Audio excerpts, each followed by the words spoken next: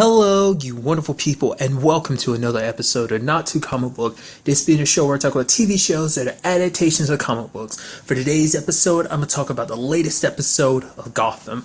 A great episode of Gotham with so many interesting things that went down. Let's slowly break everything down. Obviously, one of the biggest highlights of this episode is we had the return of Barbara. Didn't see that coming. I was like, oh, that kind of sucks that she died. I was like, oh, well, I mean, it kind of sucks that she's not going to be around, but it's like, oh, lo and behold, she's actually alive. Wasn't expecting that. And she kind of points out, it's like, well, it's Gotham. So me being back shouldn't be too much of a surprise. So many people have come back from the dead here. But we know one particular group that's involved with bringing, there's at least one thing that exists currently that's still in the motions of bringing people back to life, and that is the Lazarus Pit. So that begs the question, is Barbara working with Ra's al Ghul? I know, like I said, I'm going to be stumbling with that. It's going to take a while for me to kind of just say it like that instead of just Ra's, but nevertheless. So it's kind of interesting because basically she's got this whole new business deal. It's like, oh, let's take advantage of this whole situation that Penguin's running. It's like, oh, he's got criminals on the loose and everything. They're getting licenses and stuff like that to commit crimes. Well, we supply them with arms, give them guns and stuff like that. Then eventually we kind of get closer to everybody. Then we start figuring out what kind of operations they commit. So basically she wants to kind of rise back to the top and take what Penguin took from her, which she took from Penguin. But interestingly enough, she wants Tabitha and Selena on her side. Now, immediately, because my brain goes, okay, so this must be some large-scale operation by the League of Shadows, in a sense of is it because we saw him for a little bit in the first in the premiere, and it was like him watching Bruce. So it's like, is this all part of Bruce's training? Him training his apprentice or his protege, or is this a combination of the two? Is it training Bruce while also making a mark? Because truth be told, I don't know what the League of Shadows represents in this world, especially what they were really aiming for last season. Because I wonder, is there any similarity to the whole situation in Arrow? Because once you're in line to become the next Roz, you have to basically destroy your home. Basically, you have to cut all ties with your previous life. So I wonder, is that what they were setting Bruce up to be, or is this leading into that particular storyline for him? I mean, like I said, where the League stood in Arrow and what they represented is you never really saw them do it, but a lot of times they talked about the fact is they kept balance in the world. They kind of killed off really, really evil people to kind of keep some sort of balance in the world. It makes you wonder, does that same thing exist here? What is it that Ra's al Ghul really wants is, my question. So I'm curious to see how that all plays out. I am curious to also see because when you look at Barbara, she does seem a little different. She's not the same person she was last season, especially kind of becoming erratic and just you can tell she's a very different person. There was that moment where Tabitha was like, yeah, I'm going to take your hand as payment. It's like Butch lost his hand and I lost my hand. So it's only fair, take your hand as payment, which she didn't. But you see that look in Barbara's face. I don't know whether that was fear or was that because she knew maybe if she had lost a hand or something, maybe that would have cost her something later on. Maybe Ra's would have looked at that as a failure or something. I don't know. Because even Penguin himself ends up finding out about it, and it's oh, I'm going to find out about your partner. It's that's the only person he could be. I mean, like I said, he is going to be main antagonist of this season. They went through the trouble of setting him and the League of Shadows, or League of Assassins, up last season. So, I'm just curious to see how that all plays out. It's so interesting to see Barbara back, which I'm glad about, too, because I'm also interested to see where her and Gordon stand. Their relationship always kind of changes from season to season. It's we're on somewhat good terms, we're on okay terms, They haven't been very antagonistic necessarily towards each other for a while, so I mean, we'll see. I mean, obviously a big storyline from last week's premiere was the whole situation around Bruce, him getting arrested and everything, which I love that. And it's I was there, I crashed through, and you have Gordon be why were you there? I was looking for Selena, which, it's a plausible enough thing because it's who Selena is. And the fact is, it's well, there's a robbery, so maybe Selena was involved, and that's why you kind of try. I'm sure Gordon could fill in his own, but it's also because he's not going to look at Bruce. He's you ain't got to worry about bail or anything. It's Bruce. Come on, just go. Which is dude. And then you have Lucius being smart as hell, figuring everything out. Especially when you could already tell he knew something was up when he was oh yeah, well, you're wearing that? oh, you were rock climbing, huh? He's like, well, be careful. It's a very dangerous sport. It's like, you know? And then later on giving Bruce that suit, which I already kind of had spoiled for me. Granted, I'd never seen the full attire. Like, if you've seen my watch list video I did for this month, like, one of the pictures I used was like a picture of Bruce with the mask. So I'd seen like top part of his body, but not like the whole full like suit. It's basically like bulletproof armor and stuff to kind of get around the fact is of like dealing with guns and everything, which is still something that is a concern of Bruce, which is always kind of an interesting thing when it comes to Batman in general, because not all of his suits are bulletproof. But I think it's just because he's older and he's a lot quicker, you know, the whole man with low, like not really having fear. So I guess that kind of like balances that out. But he's very inexperienced at this point down there. He's got some skills, like he's shown he's pretty good, quick on his feet and powerful, but not to this extent that he is, you know, we know him to be like the skilled fighter that he is. So I guess that there's a level to that. But it doesn't seem like it just stopped. It's not just bulletproof. There's also, he's got like two-way communication between him and Alfred. I didn't even think about it until I started talking about it just now. It's like, oh wait, we're already setting that up of like him whispering in Bruce's ears and like, good job, Master Wayne. Time to return to the mansion. I'm like, I'm just, it hit me now, and I'm losing my shit. I literally am. I'm like, oh my god, that's so cool. Like I said, the suit also kind of lets him kind of traction a little bit on buildings, like when he's trying to grip on this stuff, which is kind of interesting because I've always wondered about that. Like, I mean, you never really see him miss jumps like that, so I don't know if that's ever really come up before, like the suit being special in that regard. Obviously, once again, Gotham's its own continuity to a certain extent. It pulls from other things, but I just wonder, does that exist in any Batman canon, like explaining the suit like that? I mean, granted, to be fair, this is like the beginning stages of the suit anyway, so obviously, it's like you basically take this and you put it on the inner linings of what will eventually become the Batman suit, something like that, you know, so. But Lucius being smart, it makes you wonder at what point did he figure it out. It's probably a situation where he's probably seen Bruce, probably heard whispers about a vigilante, or like, I'm just curious how he figured it out himself, you know? Kind of a quick note, and I feel like I should mention this because I don't think I've ever talked about it before. I'm not that familiar with Lucius in the comic books. I had to look it up because I didn't know if he was like a more recent canonical character in like the Batman universe or what. Because the first time I ever really knew about the character was in the Nolan movies. You know, he was played by Morgan Freeman, so that was the first time. But subsequently, since then, he's popped up in video games. He's popped up, like, you know, the Arkham games, the Telltale game. So it's kind of like, that's why I was kind of like, oh, so is he more recent continuity? But it's like, no, apparently the character's been around since 1979, so that kind of threw me for a loop. I was like, huh, that's interesting.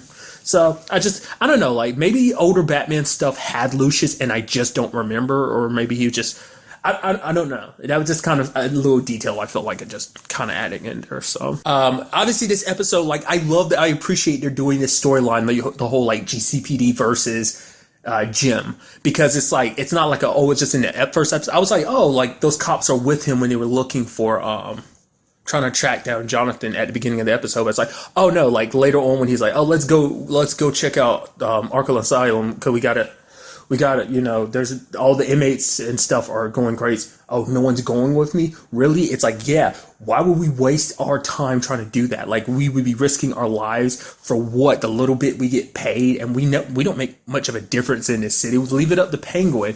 And it's just so interesting that it seems like that is going to be the uphill battle for Jim going forward this season. It's like, the fact of the matter is most cops just want to call it quits because it's like, it's not worth it anymore. Crime just keeps going up, and they haven't made a dent in it over the course of the series that even we know so far. So it's like, you know, and even Penguin brings up all the times that some of you guys have been like attacked. How many times the GCPD station has been attacked too and blown up and stuff. So it's like, yeah, that kind of wears you down eventually. So even to the point that, and I appreciate this too, because Harvey has always had Gordon's back, and now it's like, even he's like, remember I told you there was going to be a point when I would put my foot down and basically say never, and that time is now.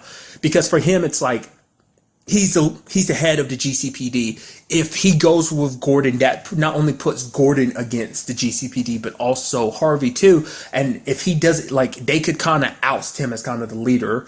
I'm surprised no one else has kind of come to take the job, but I guess because Harvey's been doing a good enough job, well, a good job, that they're like, you keep the job. So I would assume someone else qualified might pop up this season. But to be fair, once again, I'm sure there's also nobody that wants the job because that position is kind of a death wish. Because those who have that position either die or, you end up like Barnes. So something happens to you. Either way, you kind of get screwed. So it's like no one wants that job. But Harvey's trying his best. So like, you get where he's coming from. You do, he's he doesn't like the way Penguin does things, but I mean, on some level, he's like, you got to admit that it does get results done. Like, are we really that effective? Are we really making that big of a change? So you got to admit that. Plus, he's like, unlike you, Gordon, I know when to choose my battles. The fact of the matter is, if you go after Penguin, you're not just going after Penguin and his people. You're also going up against the GCPD, all the cops that will. I mean, for one, he ends up offering them a job, and he's offering them a crazy amount of pay. Like I said it last in the premiere, is like, you won't, like, a lot of these people won't really know, like, won't feel the same way once it's their own. I'm curious, will they feel that same way if it's their personal life, as someone that's important to them that gets caught up in this whole crime situation, if they become affected by what Penguin's doing, or will they simply go like, well, it's a byproduct, you shouldn't have been where you were, type of thing, or something like that, So I'm very interested to see where like that regard goes.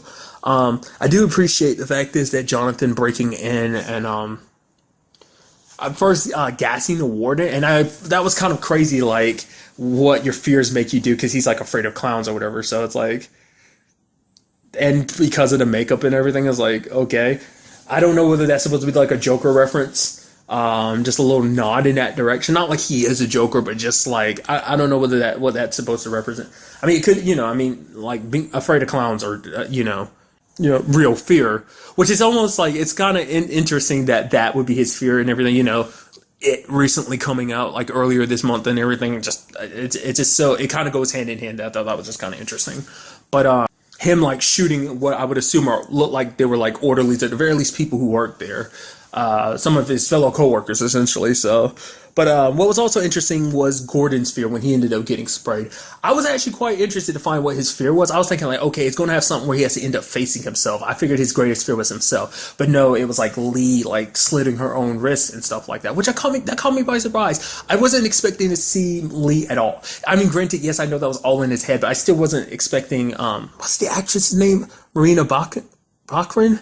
I'm butchering it. I'm so sorry, but I know her name's Morena, but I can't remember. I want to say it's Baccarin. Oh, I feel like such a piece of shit for that, but I just wasn't expecting her at all, which makes me think the fact that she popped up at all makes me go, so will we be seeing her this season or not? I mean, she kind of left town. It seemed like for good this time, that there would be no coming back this time after everything that went down. And just like leaving Jim to be like, hey, be the best person you can be, essentially. So I don't know. We'll just kind of have to wait and see on that front as well. And I guess arguably that whole situation can like ultimately be like, oh yeah, he is afraid of himself, because it is like, because in his mind it's like, oh, I'm pushing Lee to do this. It's because I destroy everything I touch, and I have to die so I can be with her. She's telling me to do the same. It's like, no. She wouldn't do that. She loves me, so. And then Jonathan's like, wait, how did you do that? He's like, I faced my fear. Jonathan's like, no, you can't face your fear. All you can do is become it, much like he himself.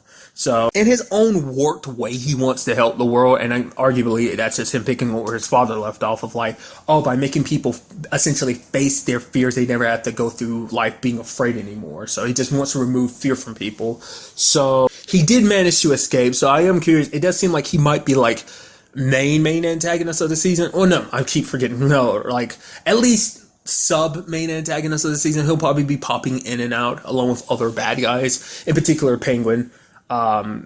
Like I said, it's so interesting. Once again, it's like the ups and downs that have always come with Penguin, yet people support him. It's like, you're like, oh yeah, like, but you forget that he's like a big time crime boss. But I guess at the same time for them, it's like, well, Penguin's never done anything. Like, he might have stole from the city and stuff like that, sure, but he's never outright hurt people. And most people he's ever really hurt are other criminals. So, I mean, and now he's setting it up so that criminals can't rely. I mean, it's just weird to me that you're willing to work with Penguin. You have such a problem with crime and everything and the way it is, but you're working with like hands down Gotham's biggest criminal right now. It's just so interesting. You continue to deal with him, but I guess maybe in some people's mind it's like, well, he still did such a good job as the mayor and everything, even though that was kind of front. It's a whole thing.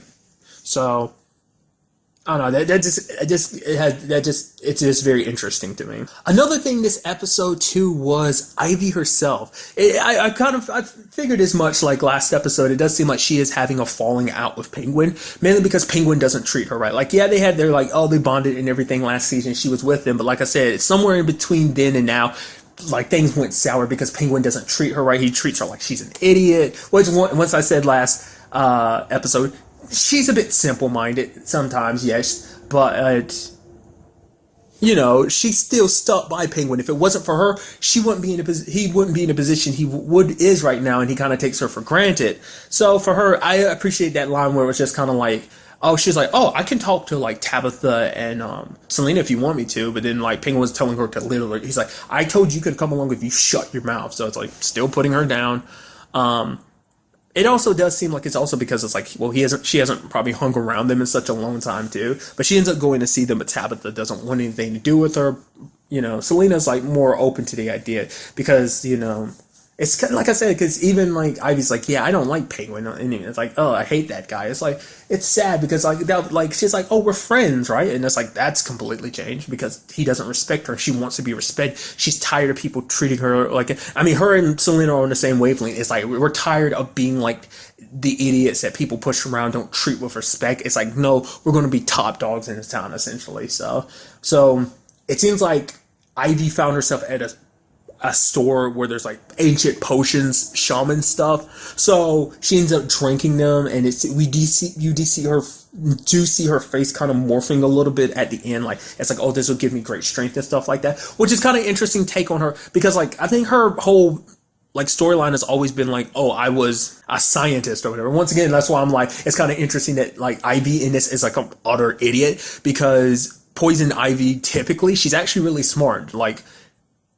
she's a botanist, like, you know, that's why her whole thing about plants is because she's super smart. And I think it was like more science that made her into Poison Ivy, rather than like, it seems like this is more, I mean, arguably you could be like science because it's potions. It's used to the name potions and it's by ancient shamans. So that makes you think more mystical, but it's like, no, they probably took certain herbs and, you know, chemical compounds come together. And basically it seems like maybe she's heading in the direction of becoming Poison Ivy. Maybe we'll see her skin turn green or like I said, at the end, it seemed like her skin was morphing, specifically her face. So we'll have to wait and see, but I'm very interested to see where that goes. It also seems like she might end up joining up with Tabitha and Selena with the whole Barbara situation. But then again, like it seemed like it was going to be like that at the beginning, especially because maybe she works for Barbara, she'll get a little bit more respect, you know. But it also seemed like that's not going to happen because of Tabitha and everything. So it seems like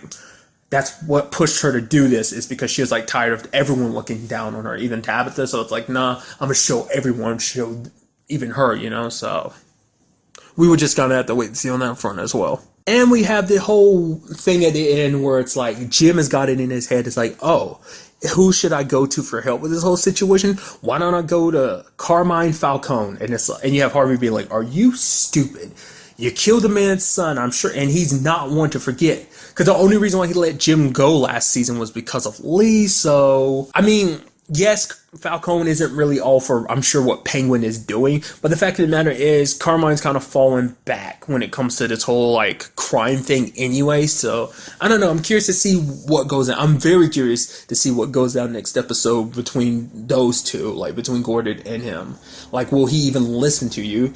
Like I said, now that Lee's gone, I'm sure he's going to be a lot more keen on killing you. Granted, time has passed. I don't know if his mind has changed at all or what. Like I said, so far this season has been very stellar. I'm so curious to see how everything kind of plays out for the season, but specifically what goes down in the next episode. Also, quite side note too, it's those dudes. One of them saw Bruce's, I mean, they all saw Bruce's face, but they recognized him, which is, I'm sure that's going, like, I feel like that's going to come back to bite him in the ass in some shape or form. It's like, someone saw your face, especially when one of the dudes is like, who are you? You're somebody famous, and it's like that's not good. So, but we'll just kind of like have to wait and see on that front. Just something that was kind of in the back of my mind, I felt like kind of tossing out there too. So, but really, that's all I want to talk about in this episode. Till the next time we meet, be happy, be safe, love life to the fullest, and enjoy it. Good day and goodbye.